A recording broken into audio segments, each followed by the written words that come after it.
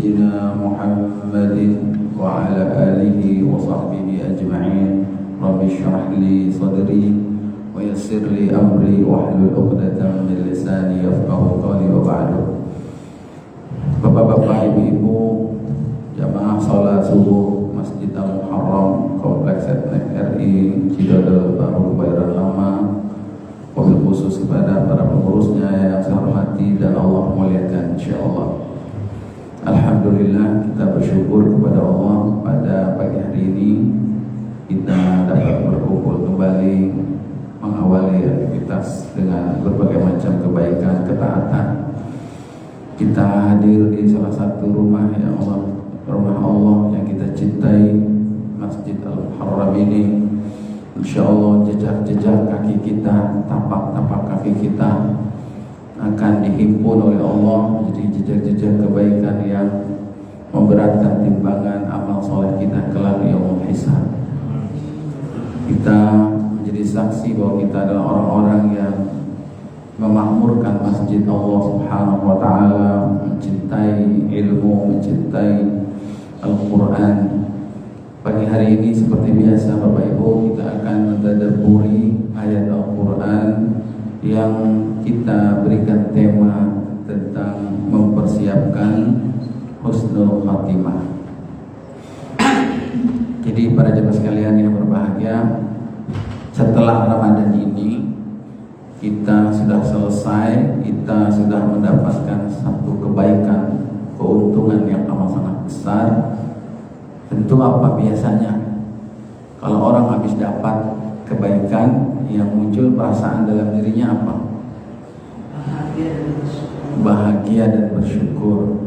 Apalagi Pak, kalau Bapak Ibu habis dapat rezeki, uang atau barang yang sangat istimewa, uang senilai yang besar seumpama 10 miliar atau sebuah jam tangan umpamanya, atau perhiasan lainnya yang nilainya itu miliaran. Apa ya selain bahagia dan bersyukur? Yang ada di benak kita adalah menjaga agar barang tersebut tidak hilang. Betul gak? Kalau itu kita rasakan mahal, pasti akan kita jaga baik-baik. Nah, hasil Ramadan kita ini, kalau kita anggap sebuah sesuatu yang mahal, istimewa, pasti akan kita jaga. Apa itu? Berupa ampunan dari Allah Subhanahu wa ta'ala, janji pahala yang berlipat ganda.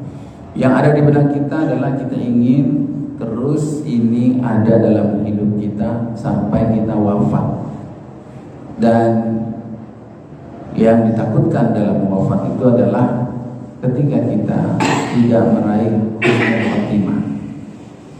Jadi para jamaah sekalian yang berbahagia, PR kita setelah Ramadan ini adalah mengawal, menjaga hasil Ramadan sampai kita menjelang kematian, ajal kita. Dan saat itu kita dalam keadaan kondisi husnul khatimah. Bahkan kalau bapak-bapak yang umurnya udah berapa, ibu-ibu yang umurnya udah di atas 60, 70, rasanya jauh apa dekat Bu Pak? Husnul khatimah kematian.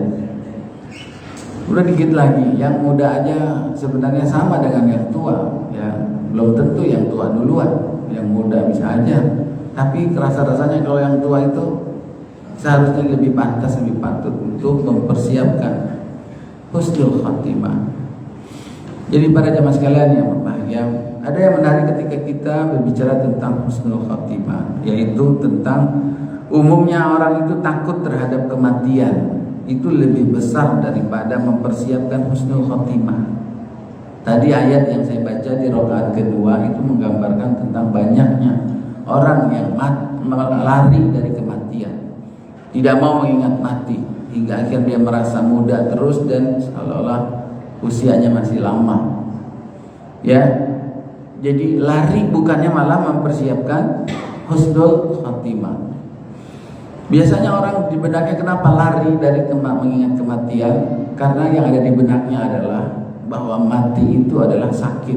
Benar nggak Pak Bu? Orang takut mati itu saat ini, saat kita sedang sehat, saat sedang Allah berikan kepada kita usia, kesempatan. Tadi saya lebih kepada titik tekannya pada saat sakaratul maut. Memang sebenarnya turunnya malaikat yang dijanjikan oleh Allah dalam ayat ini memang tidak disebutkan. Hanya Allah menggunakan kalimat tatanazzal, itu kalau dalam bahasa Arab yang menggunakan fi'il mudhari. Fi'il mudhari itu adalah kata kerja present continuous tense yang terus menerus. Berarti dia berlangsung dari saat dia masih hidup, terus malaikat itu akan menyertai dia. Bahkan, nah itu penekanannya adalah bahkan saat dia sedang menghadapi sakaratul maut pun malaikat-malaikat itu tetap setia untuk membersamai dia, untuk membisikkan, menguatkan. Dan itu adalah kondisi dalam kehidupan kita yang paling membutuhkan bisikan, itu adalah yang pada saat di ujungnya. Adapun saat kita sedang kena musibah, kita butuh, tapi nggak sedahsyat ini. Kalau yang sedahsyat ini aja malaikat turun menghibur, apalagi yang sebelum-sebelumnya. Jadi termasuk pada saat kita sedang sedih, sedang punya masalah berat, maka orang yang istiqomah dia tetap akan memiliki optimis, percaya diri, karena ada bisikan dari malaikat. Dan bisikannya itu berupa penguatan dalam hati Pak. Bukannya ada yang bisikin, ya ada yang ngirim SMS, voice note, enggak. Ya, itu cuma tiba-tiba kok hatinya diteguhkan, tiba-tiba dia ingat ayat ini, tiba-tiba dia ingat hadis ini, dia ingat tausiah ini, ingat pelajaran ini, lalu membuat dia menjadi kuat. Itu wallahu a'lam bishawab.